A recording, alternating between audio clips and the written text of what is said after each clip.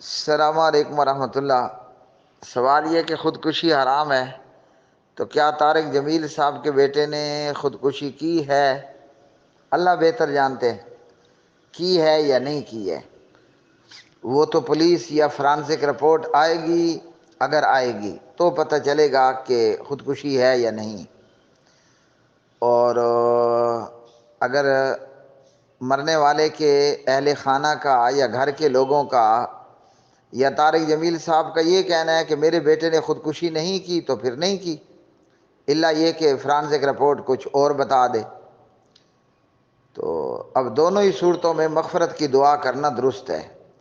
اگر اسے مارا گیا تب بھی اس کے لیے مغفرت کی دعا کرنا درست ہے، اور اگر اس نے خودکشی کی تو تب بھی اس کے لیے مغفرت کی دعا کرنا درست ہے۔ خودکشی کر کے بندہ کافر نہیں ہو جاتا، کبیرہ گناہ کا مرتکب ہو جاتا ہے۔ تو جب ہمارے پیارے نبی علیہ السلام کبیرہ گناہ کا ارتکاب کرنے والوں کے لیے شفاعت کر سکتے ہیں اور کریں گے، تو ہم دعا بھی کر سکتے ہیں۔ آپ صلی اللہ علیہ وسلم نے فرمایا کہ میری شفاعت میری امت کے کبیرہ گناہ، بڑے بڑے گناہوں کا ارتکاب کرنے والوں کے لیے ہوگی۔ تو خودکشی بھی ایک بڑا گناہ ہے۔ تو جب رحمت للعالمین صلی اللہ علیہ وسلم شفاعت کر سکتے ہیں تو ہم مرنے والے کے لیے دعائے مغفرت بھی کر سکتے ہیں۔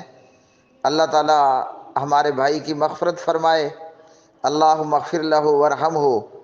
اور اللہ سبحانہ و تعالیٰ طارق جمیل صاحب اور مرنے والے کی جو فیملی ہے انہیں صبر جمیل عطا فرمائے، اور اللہ ہم سب کو اس طرح کی ناگہانی موتوں سے محفوظ فرمائے۔